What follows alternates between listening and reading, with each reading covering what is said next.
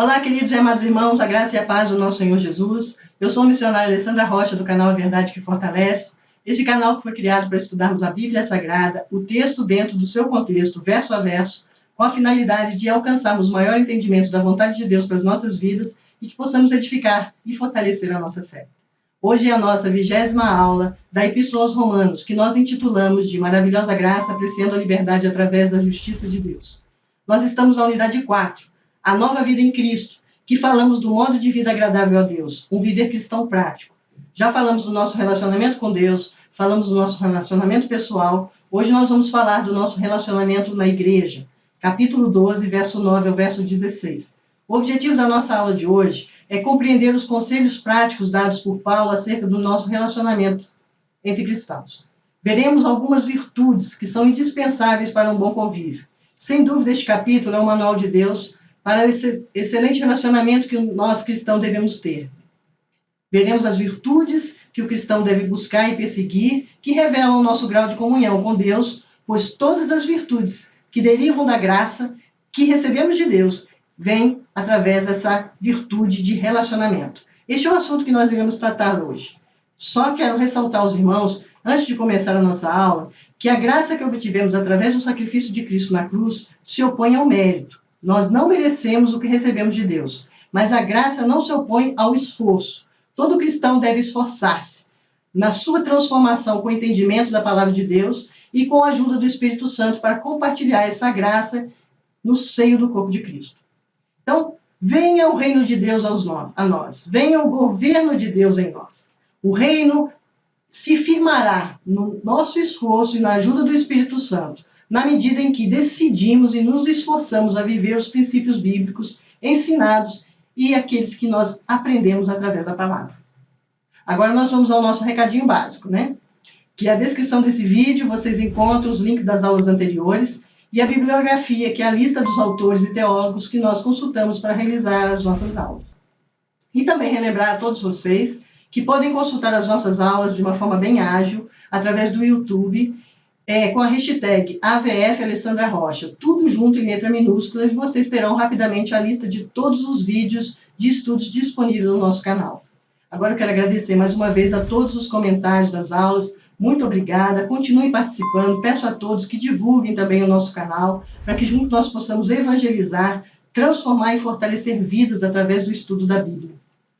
Agora nós vamos começar a nossa aula, suplicando ao nosso Deus que nos abençoe, ilumine as nossas mentes, a fim de que possamos compreender e internalizar tudo o que devemos fazer no nosso relacionamento com a igreja, e que coloquemos tudo isso em prática, para a glória do nome de Jesus. Assim, nós oramos.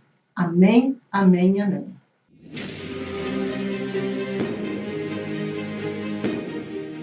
O viver cristão prático. Nossos relacionamentos na igreja. Vamos ler Romanos, capítulo 12, do verso 9 ao verso 16.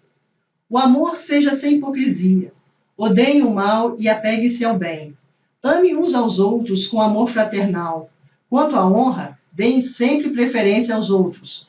Quanto ao zelo, não sejam preguiçosos. Sejam fervorosos de espírito, servindo o Senhor. Alegre-se na esperança. Sejam pacientes na tribulação e perseverem na oração. Ajudem a suprir as necessidades dos santos. Pratiquem a hospitalidade. Abençoem aqueles que perseguem vocês. Abençoem e não amaldiçoem. Alegre-se com os que se alegram e choram com os que choram. Tenham o mesmo modo de pensar de uns para com os outros. Em vez de serem orgulhosos, sejam solidários com os humildes. Não sejam sábios aos seus próprios olhos. Vamos analisar esses versos. Vimos aqui do verso 9 ao verso 16 que na igreja o amor ágape, o amor que se dá, que se entrega e é incondicional, deve predominar. A grande família constituída por Cristo deve desenvolver o amor filos estormos, que é o amor dos pais pelos filhos, e Filadélfia, que é o amor entre irmãos de sangue. A igreja deve ser um lugar de comunhão, reciprocidade ou mutualidade, um lugar onde procuramos abençoar e edificar a vida uns dos outros. Paulo se dirige à igreja onde o amor ágape deve predominar. É o amor que Deus demonstrou na cruz. O amor que se dá, um amor sacrificial, que é derramado nos corações pelo Espírito Santo. Este amor é constituído e distribuído em nós a fim de ser exercido na igreja e é a essência do discipulado cristão. Portanto, deve permear, moldar e dominar todos os corações. Paulo nos ensina que na igreja é um lugar de comunhão, de reciprocidade ou mutualidade, um lugar para edificar e abençoar uns aos outros. Acredito que vale a pena esclarecer aqui a respeito do amor, do conceito de amor. Ao traduzir as Escrituras para a nossa língua, o amor é representado por uma única palavra.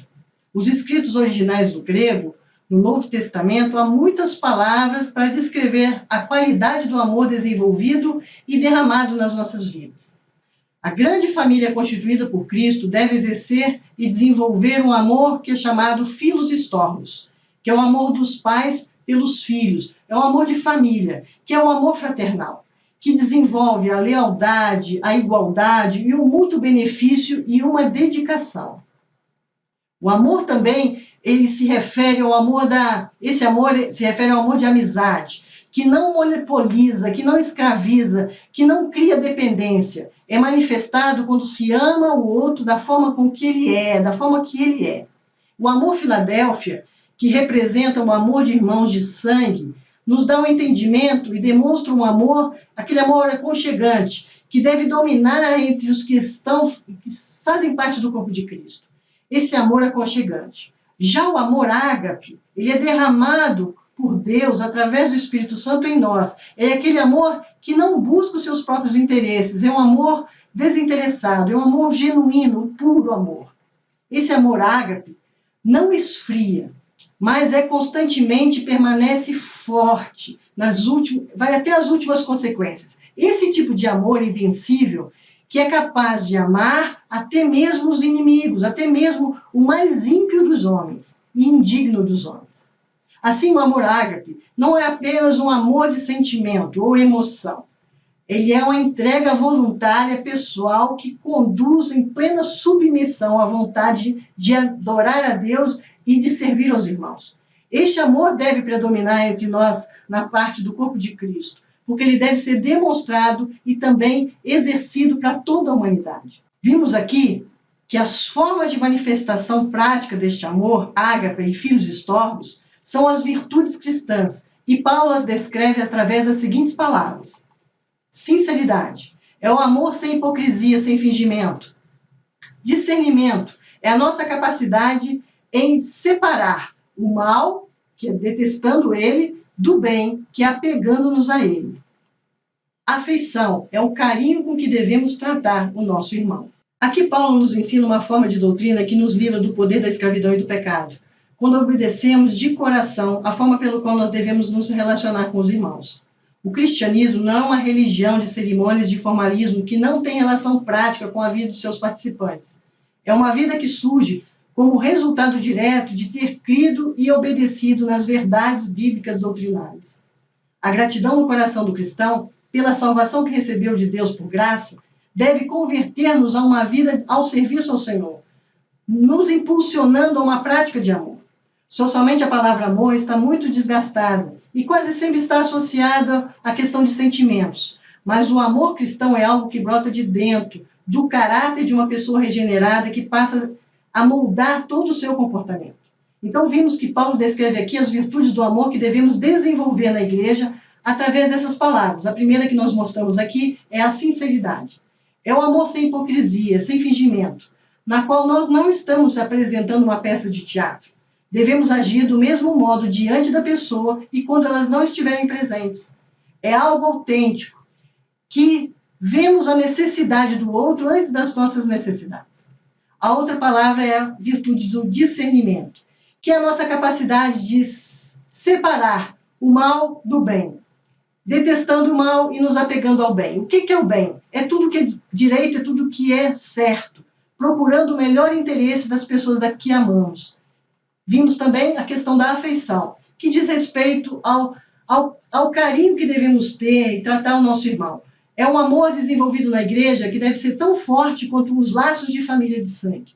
Porque através de Jesus agora nós fazemos parte de uma grande família de Deus. Então essas virtudes citadas por Paulo, nós vamos ver também a honra, que é a ação de honrarmos ao nosso irmão mais do que a nós mesmos. O zelo é o ato de dedicação a esta comunhão mútua da igreja, que nos leva a exercê-la com o fervor do Espírito Santo. E a paciência, demonstrada através das expectativas geradas pela esperança, no meio da tribulação e na perseverança de orar sempre, sem esmorecer. Vou esclarecer melhor estes dons. Vimos que Paulo afirma que os dons foram distribuídos à medida da fé, correspondendo à tarefa a ser realizada para a edificação da igreja. Vimos aqui que a profecia é segundo a proporção da fé. Essa expressão, segundo a proporção da fé, pode ser identificada no sentido de que as revelações transmitidas pelos profetas deveriam estar de acordo com a verdade já revelada na palavra de Deus. E o dever do profeta é exercer o seu dom em conformidade com o seu desenvolvimento espiritual. É um dom do Novo Testamento, mas era também um dom bem conhecido no Antigo Testamento, principalmente pelo fato de ainda não terem as Escrituras. Esse era um dom imprescindível. A função do profeta é transmitir as revelações divinas de significação temporária. Os profetas eles recebiam a mensagem diretamente de Deus e anunciavam à igreja o que ela deveria saber e fazer de acordo com as circunstâncias especiais que elas estavam passando. Então, a sua mensagem era de exortação, de edificação, de consolação e, às vezes, preditivas. Às vezes, previam o futuro. Trata-se, literalmente, de um ato de falar publicamente as verdades de Deus. Não necessariamente, volto a dizer, prevendo o futuro. As profetas, as profecias, elas têm o segundo lugar de importância nas Escrituras de Paulo. Quando nós falamos do ministério, do serviço, nós vemos que ele tem que ser exercido com dedicação servindo as pessoas. Na verdade, é um dever de todos nós servir, mas é certo de que alguns recebem este dom e possuem uma dedicação maior. É um dom exercido por meio da prática e não de meras palavras. Aponta para o atendimento das necessidades materiais básicas do cristão, com o alimento e com o vestuário. Vimos que a generosidade é outra virtude que devemos desenvolver. Precisamos ajudar os nossos irmãos com boa vontade, ter comunhão, repartir com o irmão os nossos recursos para minimizar as suas necessidades, as suas dificuldades. Já a hospitalidade é outra virtude que deve ser praticada, provendo um abrigo seguro aos irmãos visitantes, procurando oportunidade para ser hospitaleiro, principalmente com aqueles que nada têm para nos oferecer em retribuição. Quanto à boa vontade, refere-se ao desejo do nosso coração de abençoar a todos, principalmente aos que nos perseguem, porque provocam neles uma possível vontade de conhecer o Evangelho, através das nossas vidas e do nosso testemunho. Então vamos ver também que Paulo fala da simpatia, que é a atitude que nos leva a nunca ficar distante dos que choram e dos que se alegram. A harmonia é a coerência das nossas atitudes, é tratar a todos de igual modo, com o mesmo amor. E a humildade. Esta é a virtude que nos leva a ter comunhão prioritária com aqueles irmãos mais humildes. Então, nós vamos falar aqui das 3 últimas virtudes de amor que Paulo nos ensina. A simpatia, que trata-se de um interesse mútuo de preocupação. Nós devemos nos identificar com as experiências alegres ou amargas de todos aqueles que nos cercam, revelar a nossa solidariedade em qualquer dessas situações. Quando fala de harmonia, refere-se a demonstrar uma unidade de sentimentos, pensamentos e crenças na fé, que é comum a todos nós. É tratar todos de igual modo, com o mesmo amor. E por último, a humildade. Essa é a virtude que nos leva a ter comunhão prioritária com os irmãos, mesmo aqueles mais humildes e os desfavorecidos, porque a humildade deve permear as nossas vidas. O Senhor Jesus era manso e humilde de coração. Diante dessas 12 virtudes que acabamos de ver, teria muito o que falar sobre as dificuldades de colocar em prática essas virtudes e também a forma equivocada que muitos de nós praticam isso. Mas não é o caso aqui, porque o nosso tempo é muito curto. Então, o objetivo que eu tive aqui é destacar os princípios dessas virtudes que derivam do amor. E quero enfatizar que esta forma prática de relacionamento com a igreja deve ser realizada em nós de uma forma bem proveitosa. Ora, o nosso relacionamento na igreja reflete o nosso grau de comunhão com Deus e com o Espírito Santo, porque todas essas virtudes derivam da graça que recebemos de Deus, da graça que transforma o nosso caráter, que essa graça que é imerecida, que precisa ser desenvolvida e compartilhada no seio da igreja com o direcionamento do Espírito Santo.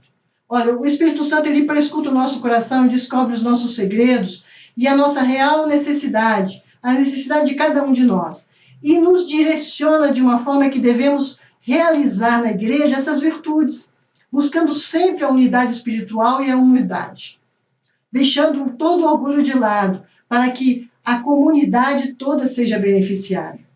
É assim que nós descrevemos a virtude cristã, que devemos cultivar, essas virtudes que derivam do amor, que nós temos que botar em prática no nosso dia a dia.